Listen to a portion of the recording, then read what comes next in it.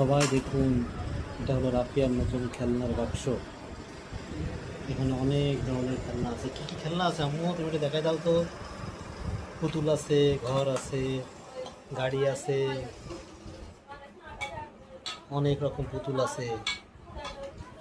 এই যে দেখুন, গাড়ি আছে, ওই যে ঘর আছে, ঘর সাজাচ্ছে রাফিয়া। রাফিয়া খেলনা পেয়ে অনেক খুশি। এই যে খেলনার প্যাকেট, এর ভিতর থেকে এইমাত্র আনবক্সিং করলো।